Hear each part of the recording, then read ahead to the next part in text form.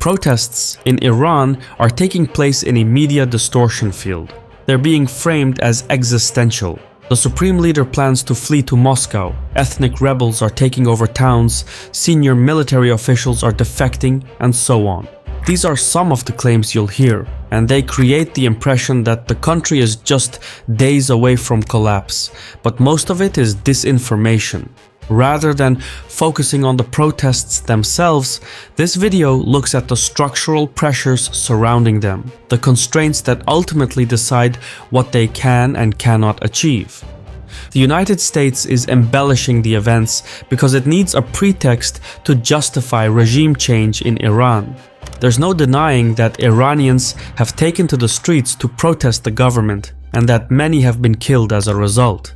However, because of Tehran's self-imposed internet and communications blackout, nearly all information coming out is questionable. Iran certainly has its fair share of problems: endemic corruption, pervasive repression, and the constant imposition of religious doctrine on everyday life.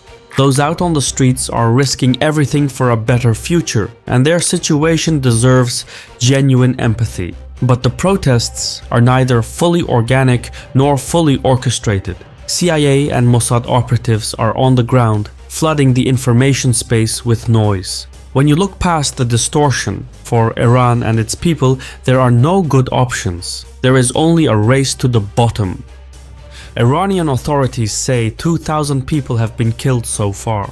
The US-based NGO Human Rights Activists in Iran estimates the number closer to 2,500.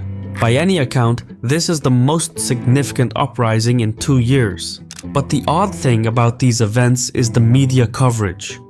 More than 260 media outlets have covered the protests in Iran. But sorting through that amount of coverage has been a nightmare, because depending on which outlet I'm looking at, I get a completely different version of events. That's exactly why I partnered with Ground News for this episode. They offer the most effective tools to maintain objectivity in reporting. Ground News is an app and a website that pulls in news coverage from local and international news sources and puts it in one place, so I can see how every angle of a story is being told. What's more, they do the vetting for you. I can see which sources stick closest to the facts through their high factuality ratings, and the color-coded layout lets me easily see each source's political bias and ownership. All these tools give me the context on which sources are independently funded or owned by a large media conglomerate. In this article, for example, Ground News quickly shows me that of the 260 articles reporting on it, only 17% are right-leaning, meaning that if you tend to read right-leaning news, you may have missed this story completely. Which is why Ground News even has a dedicated blind spot feed that highlights stories being disproportionately covered on either side of the political aisle to help break through echo chambers. Because we use Ground News extensively in our research, they're offering CaspianReport viewers 40% off the Vantage plan. Just go click the link in the description or go to ground.news/Caspian or scan the QR code up here. It's one of the biggest discounts they've ever offered, and it knocks the price down to just $5 a month. If you want to support the channel and get a clearer understanding of the world, try out Ground News. By Iranian standards, the current protests are nothing new. The government in Tehran has seen intermittent demonstrations for years. That's because the country is plagued by 3 distinct calamities that coalesce at the same time. First, there is a massive water crisis in the country. Lakes are vanishing, aquifers are drying up, and rivers are turning to sludge. Iran is simply running out of water, which forces its people to migrate elsewhere. We produced a detailed video on this, and it provides substantial context for the current situation. It's definitely worth checking out.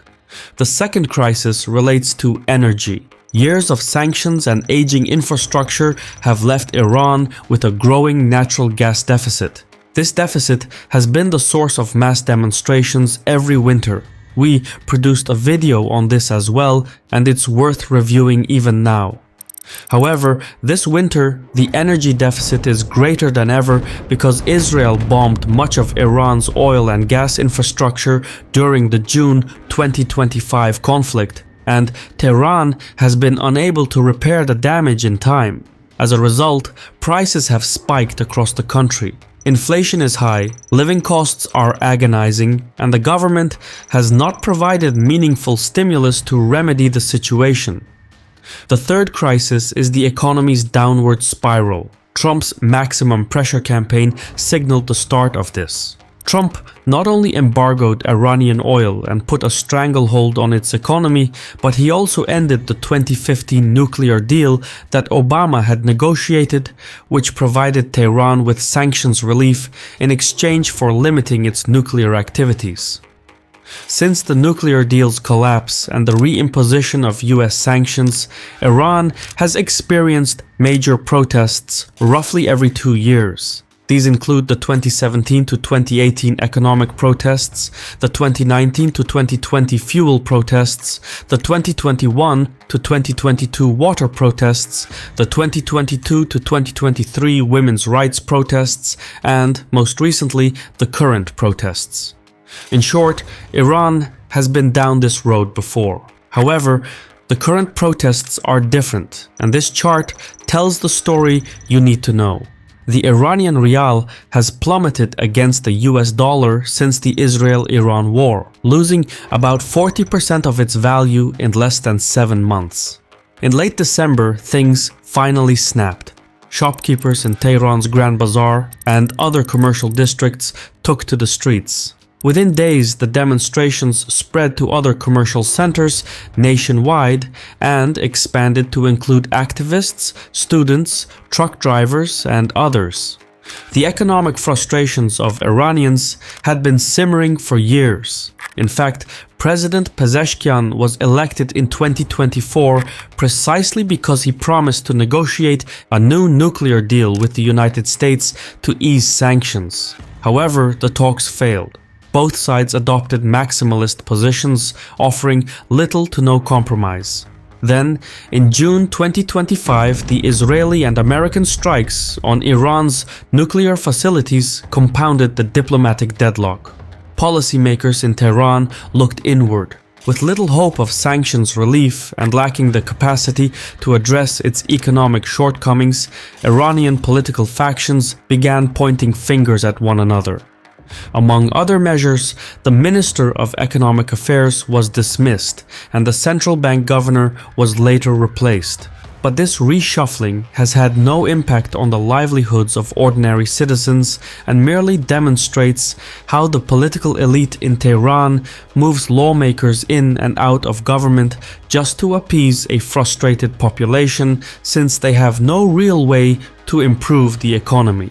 Iran's economic policy is essentially a menu with nothing worth ordering.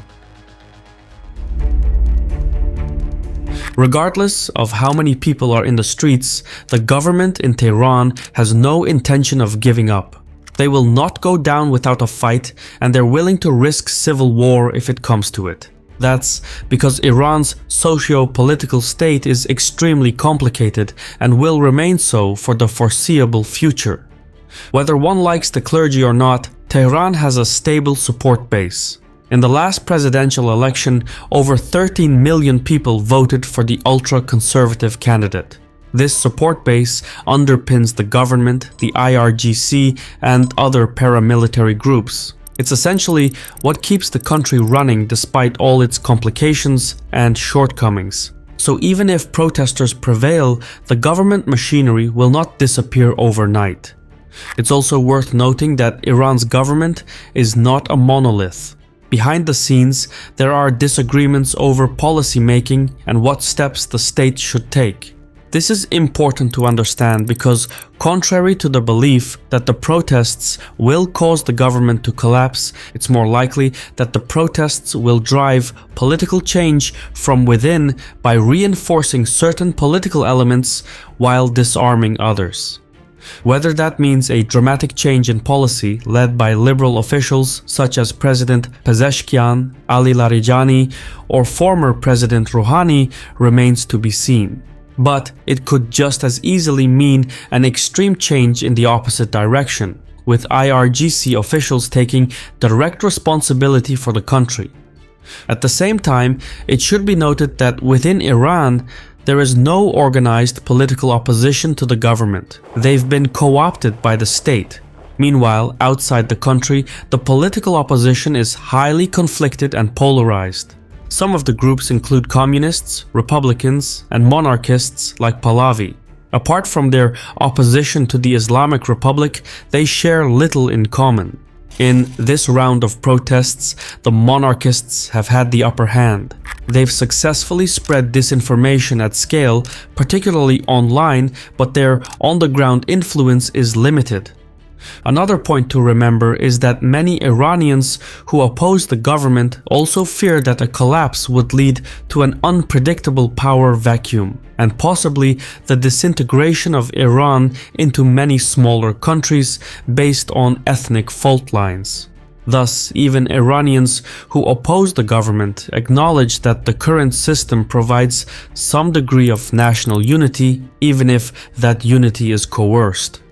Perhaps the soft underbelly of the government machinery, specifically within its security apparatus, is the army. For context, Iran has a regular military like every other nation, but it also has the IRGC, also known as the Revolutionary Guards.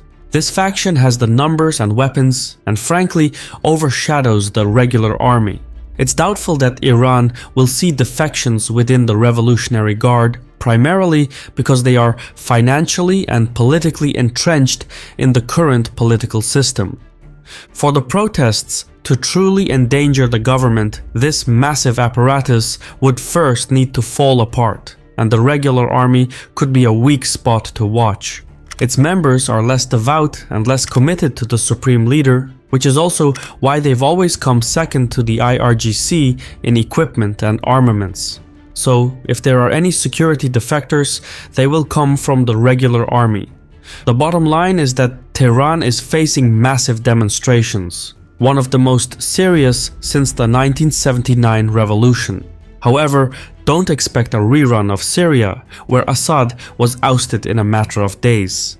The Iranian state still has broad pockets of support across the country and can weather the current unrest for weeks to come before crackdowns suppress it.